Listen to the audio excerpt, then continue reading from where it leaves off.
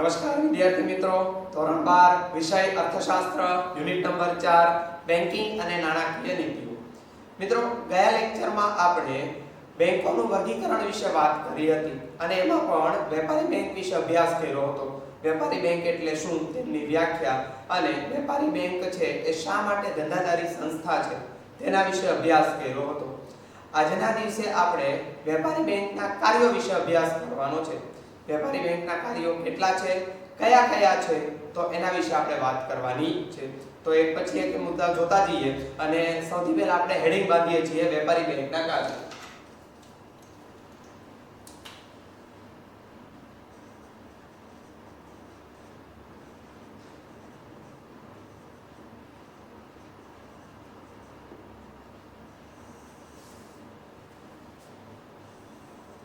વેપારી બેંકના મુખ્ય બે કાર્યો છે. કયા કયા બે કાર્યો છે? વેપારી બેંકના મુખ્ય કાર્યો આપેલ અને બીજું છે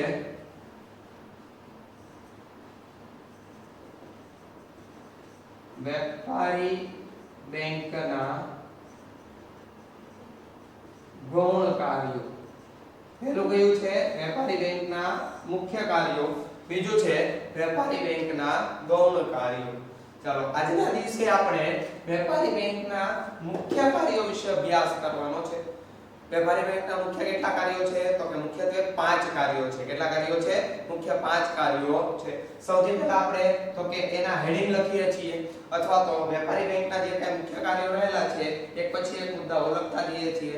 જેમાં સૌથી પહેલું થાપણો સ્વીકારવી. પહેલું શું છે? તો કે થાપણો સ્વીકારવી.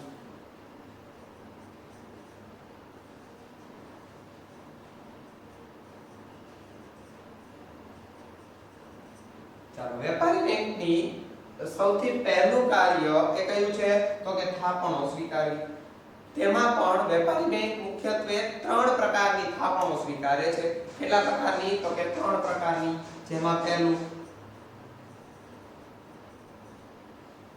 ચાલુ ખાતાની થાપણ, બીજું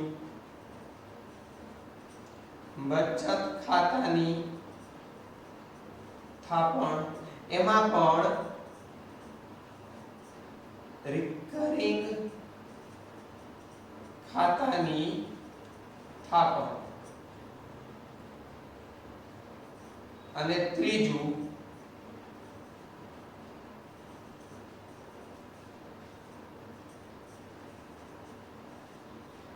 બાંધી મુદ્દતની થાપણ. ત્રીજું કયું છે?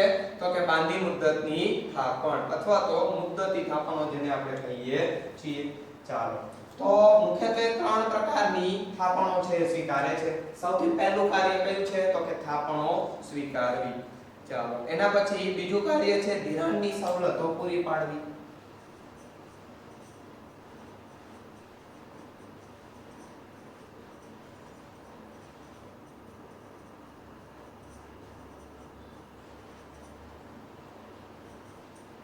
એના પછી ત્રીજું કાર્ય ચૂકવણી અને ઉપાડની સવલત પૂરી પાડવાની કામગીરી.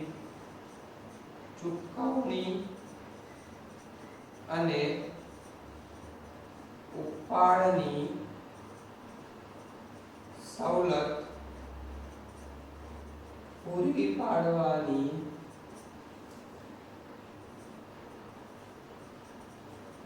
કામગીરી. એના પછી ચોથું કાર્ય શાખ સર્જનની કામગીરી. ચોથું કયું છે? શાખ સર્જન.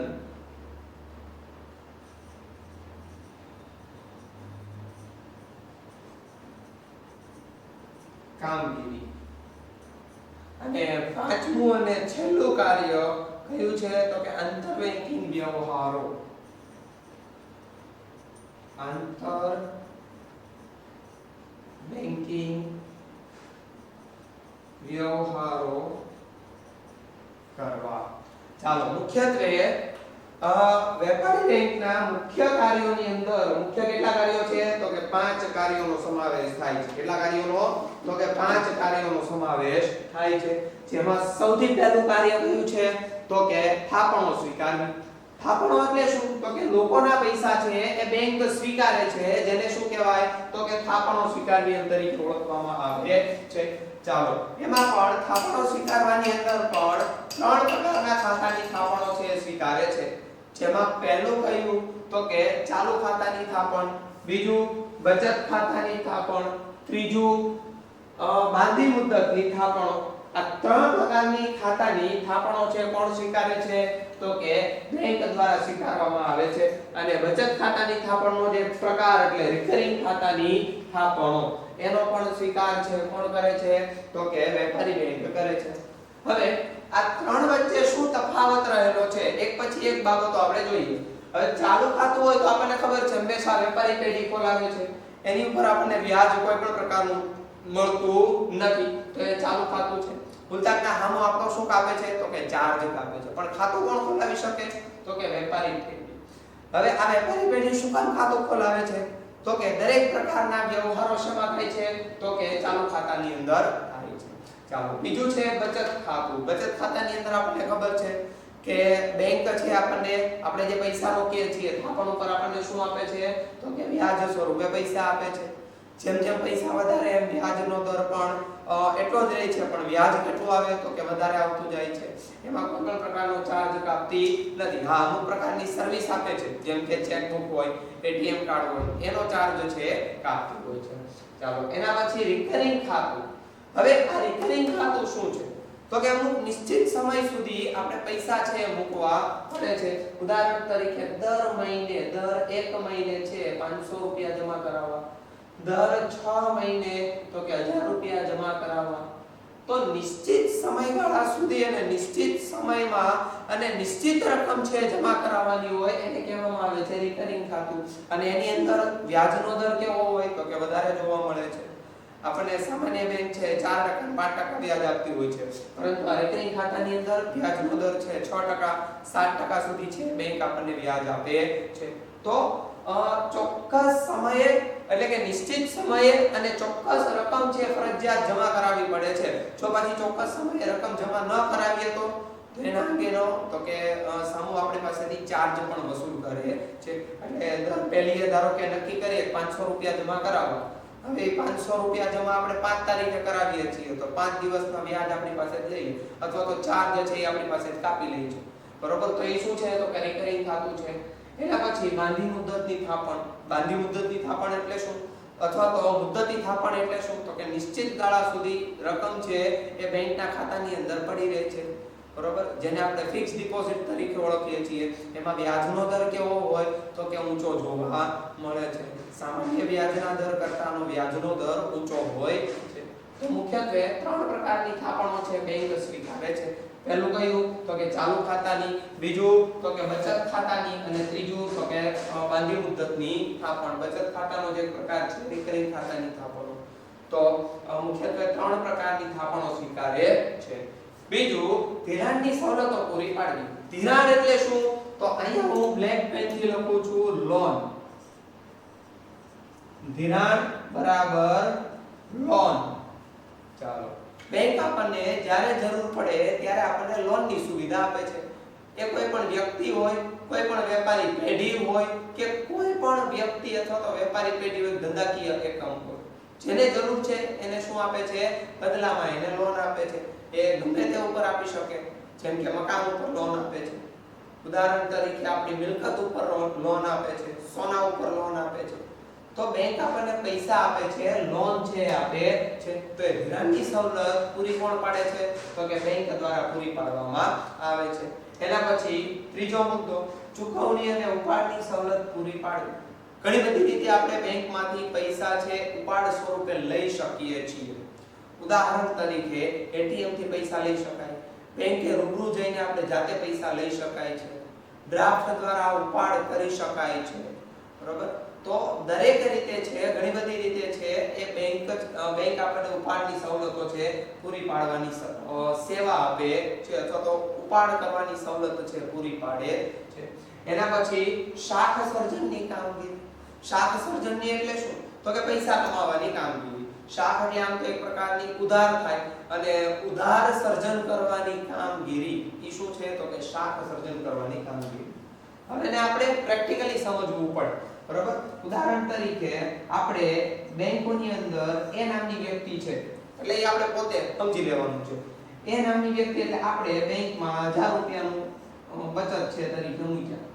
હવે આમાંથી અમુક ટકા રકમ છે ને એ બેંક છે ફરજિયાતપણે RBI ને જમા કરાવશે. કોને જમા કરાવે છે? RBI ને જમા કરાવે છે. અને એ રકમ બાદ તેના પછી જે રકમ વધે છે એ લોકોને ધિરાણ સ્વરૂપે આપે છે, પૈસા છે વ્યાજે આપે છે, લોન સ્વરૂપે પૈસા આપે છે.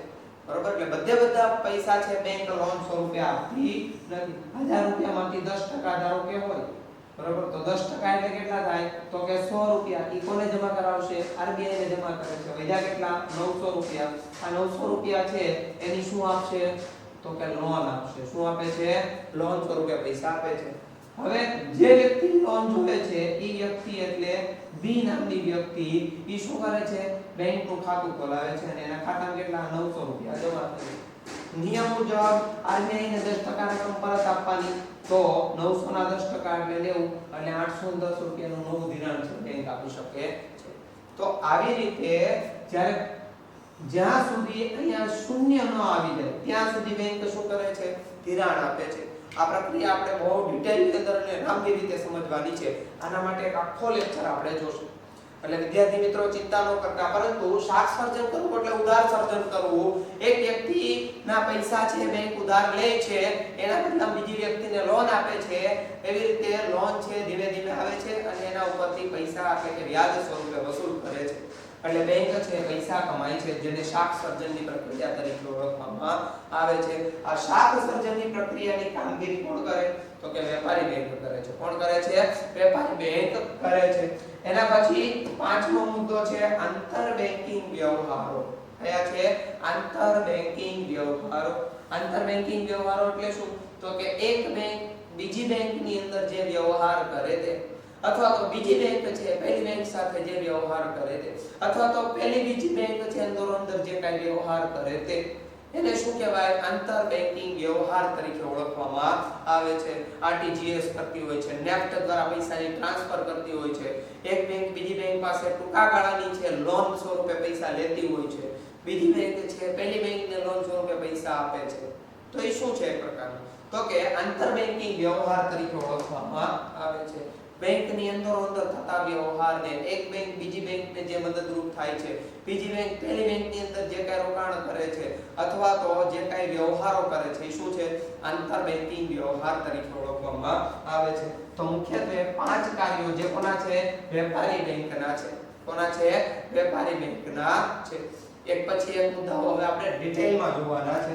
સૌથી પહેલા આપણે આજના દિવસના 3 કાર્યો જે આપણે મુખ્યત્વે વાત કરવાની છે. ચાલો સૌથી પહેલા આપણે તો કે બેંક છે કેની સુવિધા આપે છે તો કે થાપણો સ્વીકારવાની સુવિધા આપે છે. એક પછી એક મુદ્દાઓ જોતા જઈએ. વેપારી બેંકના કાર્યો મુખ્યત્વે 2 કાર્યો જોવા મળે છે. પહેલું વેપારી બેંકના મુખ્ય કાર્યો, બીજું વેપારી બેંકના ગૌણ કાર્યો. જેમાં વેપારી બેંકના મુખ્ય કાર્યોની શરૂઆત કરીએ છીએ, જેની અંદર સૌથી પહેલો મુદ્દો કયો છે તો કે થાપણો સ્વીકારવી. પહેલો કયો છે? થાપણો સ્વીકારવી. પ્રજા પાસે રહેલી બેંક બચતોને બેંક સ્વીકારે છે અને તેને થાપણના સ્વરૂપે સાચવે છે. વળી પ્રજાની બચતો પોતાની પાસે રાખે એટલે તેમને વ્યાજ ચૂકવે છે. બીજા શબ્દોમાં કહીએ તો થાપણોના સ્વરૂપે પ્રજા બેંકને ધિરાણ આપે છે અને જેના બદલામાં વ્યાજ ચૂકવે છે. બેંક છે એ શું કરે છે? લોકોની થાપણોનો સ્વીકાર કરે છે, લોકોની બચત છે એ સ્વીકાર કરે છે અને બેંક એના બદલામાં શું આપે છે? વ્યાજ આપે છે. જો બીજા શબ્દોમાં કહીએ તો શું કીધું છે કે થાપણોના સ્વરૂપે પ્રજા બેંકને ધિરાણ આપે છે. થાપણોના સ્વરૂપમાં વેપારી બેંક છે એ થાપણોના સ્વરૂપમાં પ્રજા છે કોને આપે છે? પ્રજા બેંકને કોને આપે છે? બેંકને શું આપે છે તો કે ધિરાણ આપે છે. ધિરાણ એટલે શું તો કે લોન. પ્રજા છે બેંકને લોન આપે છે અને એના બદલામાં બેંક એને શું આપે છે તો કે વ્યાજ આપે છે. શું આપે છે? વ્યાજ આપે છે. તો હમણાં આપણે જોયું ને ધિરાણની સવલતો પૂરી પાડવી. ધિરાણ એટલે એક પ્રકારની લોન. બેંક જ હંમેશા લોન આપે તો કે નહીં, પ્રજા પણ બેંકને શું આપે છે? લોન આપે છે. ચાલો તો સૌથી પહેલી વાત એટલે લોન આપે છે એટલે થાપણોનો સ્વીકાર કરે છે. ચાલો સૌથી પહેલી વાત થાપણો સ્વીકારવી, જેમાં પહેલી થાપણ કઈ છે? ચાલુ ખાતાની થાપણો. થાપણો મુખ્યત્વે 3 પ્રકારની હોય છે. કેટલા પ્રકારની? 3 પ્રકારની હોય છે. જેમાં પહેલું ચાલુ ખાતાની થાપણ, બીજું બચત ખાતાની થાપણ, ત્રીજું મુદ્દતી થાપણ. જેમાં સૌથી પહેલું કાર્ય આપણે જોઈએ છીએ ચાલુ ખાતાની થાપણ. આ ખાતું ધંધા, પેઢી કે વ્યક્તિના નામે ખોલવામાં આવે છે. ચાલો ટીક માર્ક કરજો. ચાલુ ખાતું કોના નામે ખોલવામાં આવે છે? ધંધાદારી પેઢીના નામે, કોઈ પણ પ્રકારની વ્યક્તિના નામે અથવા તો ધંધાકીય એકમના નામે. ધંધો, પેઢી કે વ્યક્તિના નામે શું થાય છે? તો કે ચાલુ ખાતું ખોલવામાં આવે છે. આમ એમાં રખાતી થાપણો એટલે કે નાણું બધા પ્રકારની થાપણો કરતા વધુ તરલતા હોય છે. વધુ તરલતા એટલે તો કે એક હસ્તકથી બીજા હસ્તક તાત્કાલિક જાવ. તરલતા દર્શાવવી, સ્પીડથી છે એકના હાથમાંથી બીજા હાથમાં તરત છે જાય છે. એને શું કહેવું? તરલતા છે દર્શાવે છે. નીચેનામાંથી કઈ થાપણ વધુ તરલતા દર્શાવે છે? તો કે ચાલુ ખાતાની થાપણ. એ કેવી છે? તો કે વધુ તરલતા દર્શાવે છે. કેવી છે? વધુ તરલતા દર્શાવે છે. આગળ જોઈએ. ધંધા માટે દિવસમાં જેટલી વાર ઉપાડ કરવો હોય તેટલી વાર ઉપાડ થઈ શકે છે. બચત ખાતું હોય તો એની અંદર નિશ્ચિત હોય છે કે ભાઈ એટલી વખત છે ઉપાડ થઈ શકે, આના કરતા વધારે વખત ઉપાડ થઈ શકે નહીં. પરંતુ ચાલુ ખાતામાં તો કે ધંધાદારી પેઢી ચલાવે છે અથવા તો ધંધો પોતે આ બેંકનું ખાતું ખોલાવડાવે છે, જેથી કરીને એમાં ગમે એટલી વાર ઉપાડ થઈ શકે છે, ગમે એટલી વાર વ્યવહારો થઈ શકે છે. આ ખાતેદારને ચેકબુક મળે છે તો બચત ખાતાવાળાને મળે છે, પણ ધંધાદારી ચાલુ ખાતું છે એની અંદર તો કે ઈ ચેકબુક વાળું જ ખાતું ખુલે છે, એમાં તાત્કાલિક ચેક મળે છે. બચત ખાતામાં શું થાય? તો કે ચેકબુકની અરજી કરવી પડે. શું કરવી પડે છે? અરજી કરવી પડે. ચાલુ ખાતામાં કોઈ અરજી કરવી પડતી નથી, એમાં સીધી આપણને અત્યારે ચેકબુક મળે છે. આ નવો નિયમ છે. પરંતુ વ્યાજ મળતું નથી. નીચેનામાંથી કયા ખાતામાં અથવા તો ખાતેદારને વ્યાજ મળતું નથી? ચાલુ ખાતું ધરાવનાર ખાતેદારને વ્યાજ મળતું નથી અથવા તો ચાલુ ખાતા પર કોઈ પણ પ્રકારનું વ્યાજ મળતું નથી. ઉપરથી બેંક તેમની પાસે અમુક પ્રકારનો સર્વિસ ચાર્જ વસૂલ કરે છે. બેંક શું વસૂલ કરે છે? તો કે સર્વિસ ચાર્જ વસૂલ કરે છે. બેંક તમને ચેકબુકની સુવિધા આપે છે. બેંક તમને અલગ અલગ પ્રકારના વ્યવહારો કરવાની એટલે કે ગમે એટલા વ્યવહારો કરવાની છૂટ આપે છે. તો કે વિવિધ પ્રકારના વ્યવહારો થાય છે અને સેવાઓ આપે છે, એના બદલામાં બેંક શું વસૂલ કરે છે? ચાર્જ વસૂલ કરે છે. આ ખાતામાં જમા રકમ કરતા અતિરિક્ત ઉપાડ પણ ધંધા માટે કાયદા મુજબ કરી શકાય છે. જરૂર કરતા વધારે પૈસાની જરૂર હોય, ઉદાહરણ તરીકે ખાતામાં પડ્યા છે 10,000 પણ બેંકને અત્યારે જરૂર છે 15,000 ની, તો 5,000 રૂપિયા ખૂટ્યા. આ 5,000 રૂપિયા વધારે જોતા હોય તો પણ આ ખાતેદાર છે એ સરળતાથી મેળવી શકે છે. એટલે અતિરિક્ત ઉપાડ, વધારાનો ઉપાડ જો બેંકમાંથી કરવો હોય તો પણ એ ચાલુ ખાતેદાર જે વ્યક્તિ હોય અથવા તો ચાલુ ખાતાની અંદરથી સરળતાથી પ્રાપ્ત કરી શકાય છે. તો સૌથી પહેલું કઈ થાપણ છે? ચાલુ ખાતાની થાપણ. બીજું જોઈએ છીએ બચત ખાતાની થાપણ. આ ખાતામાં વ્યક્તિઓ પોતાની ટૂંકા ગાળા માટેની બચતો રાખે છે. કેવા ગાળાની? ટૂંકા ગાળાની. ખાસ ટિક માર્ક કરજો. નીચેનામાંથી કયા ખાતામાં ટૂંકા ગાળાની બચતો હોય છે? બચત ખાતામાં. બરોબર? બચતો કેવી હોય? તો કે ટૂંકા ગાળાની હોય છે. જ્યારે પૈસા પાછા જોઈએ ત્યારે ચેકબુક દ્વારા ઉપાડી શકે છે. ગમે ત્યાં પૈસાની જરૂર હોય તો ચેકબુક દ્વારા ઉપાડી શકે. વ્યક્તિ જાતે જઈને ઉપાડી શકે છે. વ્યક્તિ એટીએમ કાર્ડ દ્વારા પણ પૈસાનો ઉપાડ કરી શકે છે. વળી આવી થાપણો પર તેમને વ્યાજ પણ મળે છે. વ્યાજ મળતું હોય કઈ ખાતું? તો કે બચત ખાતું. બચત ખાતું ને રિકરિંગ ખાતા ઉપર શું મળે છે? તો કે સામાન્ય વ્યાજ મળે છે. કેવું વ્યાજ? સામાન્ય વ્યાજ. બરોબર? સામાન્ય કરતા વધારે વ્યાજ તો એ બાંધી મુદ્દતનું ખાતું અથવા તો મુદ્દતી થાપણની અંદર હોય છે. ચાલો આગળ જોઈએ છીએ. વળી આ થાપણો તેમના પર વ્યાજ મળે છે. આજના સમયમાં ડેબિટ કાર્ડ, ક્રેડિટ કાર્ડ વગેરેથી પણ બચત ખાતામાંથી ઉપાડ કરી શકાય છે. બચત ખાતામાંથી credit card, ATM card, debit card એ બધાથી પણ શું થઈ શકે? ઉપાડ થઈ શકે છે. ખાતામાંથી ઉપાડ અંગેના કાયદા દરેક બેંકે નિર્ધારિત કરેલા હોય છે. એક વખત, દિવસમાં 3 વખત, બરોબર, મહિનાના 15 વખત. આ બધું શું છે? તો કે એટલો એનો શું છે? રેશિયો છે. એના કરતા વધારે વખત ઉપાડ કરી શકે નહીં. તો અમુક પ્રકારના રેશિયા છે એ બેંકે નક્કી કરેલા હોય છે. ઉપાડ અંગેના નીતિ નિયમો છે એ બેંકે બનાવેલા હોય છે. તો બેંક છે બચત ખાતાની થાપણોનો સ્વીકાર કરે છે, એના બદલામાં વ્યાજ આપે છે. એના પછી એનો જે પ્રકાર તો કે રિકરિંગ ખાતાની સગવડ, જેમાં જોઈએ આ થાપણો પણ બચત ખાતાની થાપણનો જે પ્રકાર છે. રિકરિંગ ખાતું ની થાપણ એ કયા ખાતાની થાપણનો એક પ્રકાર છે? તો કે બચત ખાતાની થાપણનો એક શું છે? પ્રકાર ગણવામાં આવ્યો છે. ખાસ ધ્યાન દે, રિકરિંગ ખાતું કોનું? તો કે ચાલુ ખાતું? તો કે નહીં. બાંધી મુદતનું ખાતું? તો કે નહીં. ફક્ત બચત ખાતાનો એક પ્રકાર છે. શેનો છે? બચત ખાતાનો પ્રકાર છે. જે વ્યક્તિઓ એક સાથે બચત કરવા ન ઈચ્છતી હોય કે ન કરી શકતી હોય તેવી વ્યક્તિઓ દર મહિને અમુક સમયગાળા દરમિયાન કોઈ ચોક્કસ રકમ આ ખાતામાં જમા કરાવતી હોય છે. હમણાં વાત થઈ હતી ને, દર 1 મહિને 500 રૂપિયા, દર 6 મહિને 5000 રૂપિયા. તો એ શું છે? ચોક્કસ રકમ. તો એ ચોક્કસ રકમ શું કરાવતી હોય છે? તો કે જમા કરાવતી હોય છે. નિશ્ચિત સમયે અને નિશ્ચિત રકમની અંદર શું કરે છે? પૈસા જમા કરાવે છે. આમ વ્યક્તિ થાપણ વધતી જાય છે અને જમા થયેલી થાપણો પર તેને વ્યાજ મળતું રહે છે. વિચાર કરો, 12 મહિનાની અંદર 12000 રૂપિયા ન કાઢી શકે, પરંતુ દર મહિને 1000 રૂપિયા કાઢવાના કીધા હોય તો આરામથી કાઢી શકે છે. અને પહેલા મહિને 1000 રૂપિયા, બીજા મહિને +1000 એટલે ટોટલ 2000, ત્રીજા મહિને 3000. તો જેમ જેમ થાપણ વધતી જાય એમ એમ વ્યાજ શું થાય? વધતું જાય છે.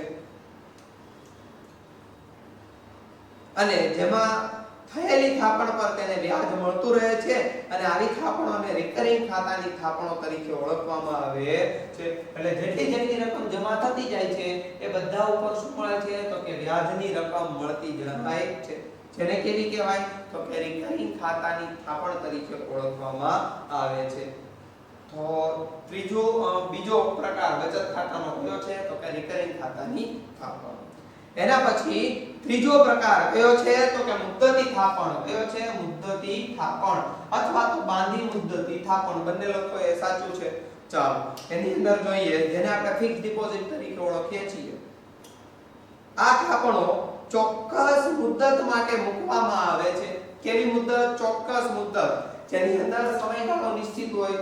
1 વર્ષ, 3 વર્ષ, 5 વર્ષ, 18 માસ એટલે 1.5 વર્ષ, બરોબર, 24 માસ એટલે 2 વર્ષ. આ બધા સમયગાળાઓ કેવા હોય? તો કે નિશ્ચિત હોય છે.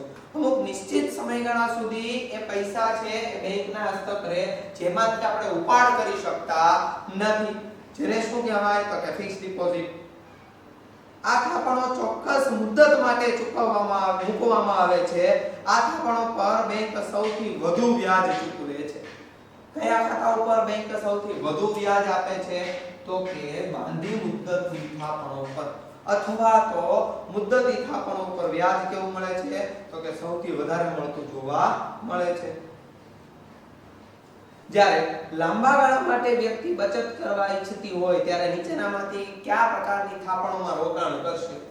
અથવા તો નીચેનામાંથી શેમાં રોકાણ કરશે? તો કે મુદ્દતી થાપણમાં અથવા તો ફિક્સ ડિપોઝિટમાં. ફરી વખત કે જ્યારે લાંબા ગાળા માટે વ્યક્તિ બચત કરવા ઈચ્છતી હોય ત્યારે આવી થાપણો રાખે છે. લાંબા ગાળા માટે વ્યક્તિ બચત કરવા ઈચ્છતી હોય તો નીચેનામાંથી કઈ થાપણમાં રોકાણ કરે છે?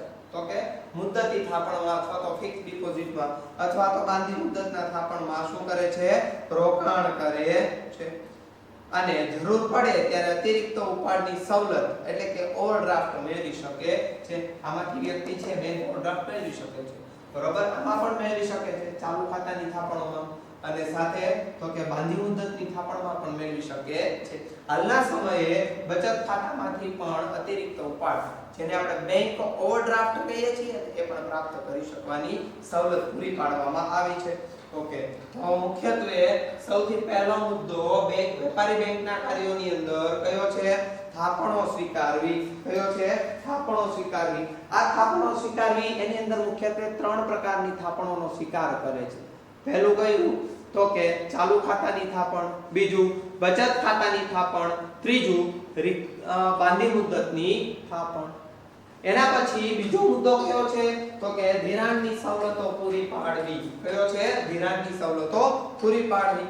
એમાં જોઈએ અર્થતંત્રમાં ધંધા માટે કે અન્ય કારણો માટે રોકાણકર્તાને, વ્યક્તિઓને, ખેડૂતોને તથા અન્ય વર્ગને, લોકોને નાણાંની જરૂર પડે છે ત્યારે તેઓ બેંક પાસે ધિરાણ લે છે. કોઈ પણ વ્યક્તિ હોય, ખેડૂત હોય, વેપારી બેંક હોય, વેપારી વ્યક્તિ હોય છે, ધંધાદારી એકમ હોય છે, કોઈ પણ વ્યક્તિ હોય, એને પૈસાની જરૂર પડે ત્યારે કોની પાસેથી? બેંક પાસેથી ધિરાણ લે છે.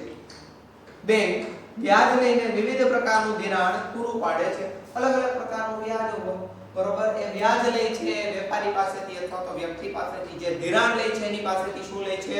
તો કે વ્યાજ લે છે, અને એક પ્રકારની લોન એને આપે છે.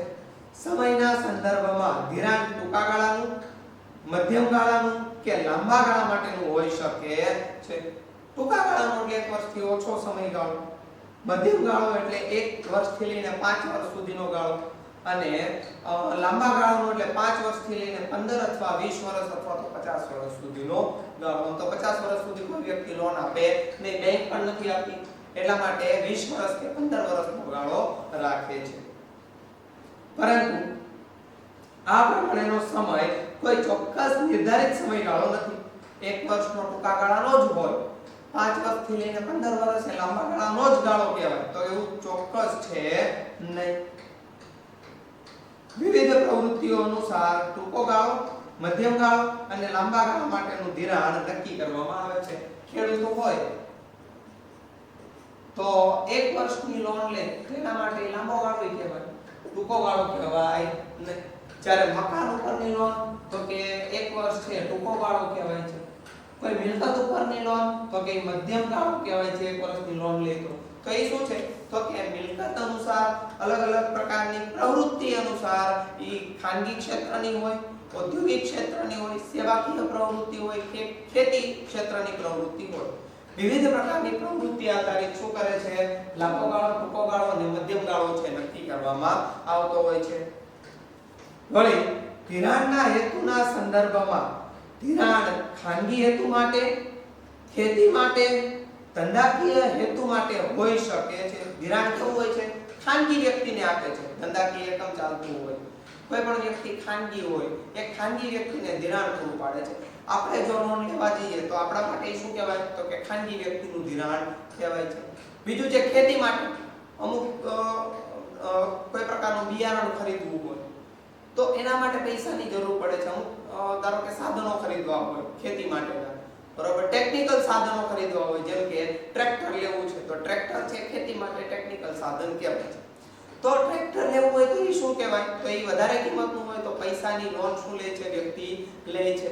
તો એના માટે તો કે ભાઈ ખેતી ક્ષેત્રનું ધિરાણ હોઈ શકે. અને આગળ આપેલું છે કે ધંધાકીય એકમ માટે, ધંધાકીય એકમ માટે હંમેશા પૈસાની જરૂર વધારે પડતી હોય છે. અલગ અલગ પ્રકાર, કેમ કે ધંધાકીય એકમ કેવું છે? તો કે પરિવર્તનશીલ છે. પરિવર્તનશીલ છે એટલા માટે એની અંદર વધારે પૈસાનું રોકાણ જોઈએ છે, કે પૈસાની જરૂર વધારે હોવાથી બેંક પાસેથી લોન લે છે. તો કોઈ પણ પ્રકારની ખાનગી વ્યક્તિ ખેતી માટે કે ધંધાકીય હેતુ માટે ધિરાણ હોઈ શકે છે. દરેક પ્રકારના ધિરાણ માટે વ્યાજનો દર અલગ અલગ હોય છે. ખેતી માટે હોય એના માટે વ્યાજનો દર કેવો હોય? નીચો હોય છે, 6%, 7%, 8%, 10% સુધીનો હોય. ઉદ્યોગ માટે હોય તો ઉદ્યોગ માટે 12%, 13%, 15%, 18% આ શું છે? વ્યાજનો દર હોઈ શકે છે. જે પ્રમાણેની પ્રવૃત્તિ એ પ્રમાણેનો વ્યાજનો દર. તો ધિરાણની સવલતો કોણ પૂરી પાડે છે? તો કે આ બેંક દ્વારા, વેપારી બેંક દ્વારા છે ધિરાણની સવલત પૂરી પાડવામાં આવે છે. એના પછી ત્રીજો મુદ્દો, ચૂકવણી અને ઉપાડની સવલતો પૂરી પાડવાની કામગીરી. ચૂકવણી કરે છે સાથે ઉપાડની સવલત આપે છે. જેમ કે બેંક ગ્રાહકોને સરળતાથી નાણાંની ચૂકવણી અને ઉપાડની સવલત વિવિધ રીતે પૂરી પાડે છે. જેમાં ચેક, ઉધાર ઉપાડ ચિઠ્ઠી, draft, pay order, debit card, credit card, ATM card. ATM નું પૂરું નામ શું છે? એટોમિક ટેલર મશીન અથવા તો automatic teller machine. Internet banking વગેરે પ્રકારની સુવિધાઓ પૂરી પાડે છે. અલગ અલગ પ્રકારની ચૂકવણી કરવી હોય, ઉદાહરણ તરીકે આપણે ધારો કે સિનેમાઘરમાં પિક્ચર જોવા જઈએ છીએ, તો ચૂકવણી કરવી હોય તો આપણી પાસે કેશ નથી, પૈસા નથી, તો સ્વાભાવિક રીતે આપણે પેટીએમ દ્વારા પૈસા છે એની ચૂકવણી કરશું, અથવા તો એટીએમ દ્વારા, ક્રેડિટ કાર્ડ દ્વારા, ડેબિટ કાર્ડ દ્વારા આપણે શું કરીએ છીએ? ચૂકવણી કરીએ છીએ. ગૂગલ પે અત્યારે આવી ગયું છે, પેટીએમ આવી ગયું છે, બરાબર? તો એના દ્વારા આપણે શું કરીએ છીએ? ચૂકવણી કરીએ છીએ. યોનો એસબીઆઈ છે, અલગ અલગ પ્રકારની બેંકની પોતાની સ્વતંત્ર એપ્લિકેશન છે. તો એના દ્વારા આપણે શું કરીએ છીએ? તો કે વિવિધ પ્રકારની ઉપાડની સવલતો આપણે ચૂકવણી છે આપણે કરીએ છીએ. તો અલગ અલગ પ્રકારની ચૂકવણીઓ કરી આપે છે. લાઇટ બિલ ભરવું હોય, બરોબર, આપણું કોઈ પણ પ્રકારનું પર્સનલ બિલ ભરવું હોય છે, તો કે આપણને ચૂકવણીની સવલત આપે છે. સાથે કીધું છે ઉપાડની સવલત. વિવિધ પ્રકારના ઉપાડ થઈ શકે છે. કયા કયા પ્રકારના ઉપાડ થાય? તો કે ઓવરડ્રાફ્ટ દ્વારા, ક્રેડિટ કાર્ડ દ્વારા ઉપાડ થઈ શકે છે, એટીએમ કાર્ડ દ્વારા ઉપાડ થઈ શકે છે.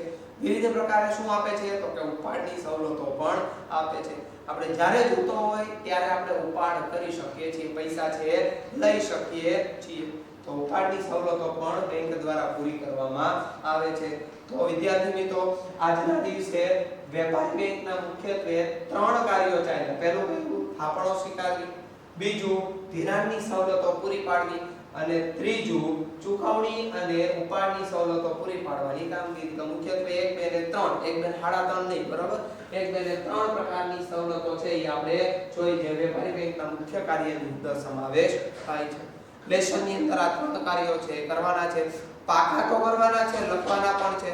તો વિદ્યાર્થી મિત્રો, નેક્સ્ટ લેક્ચરની અંદર આપણે બાકીના જે વેપારી બેંકના કાર્યો છે તેના વિશે વાત કરવાના છીએ. ત્યાં સુધી મિત્રો સ્વસ્થ રહો, ઘરે રહો. આભાર.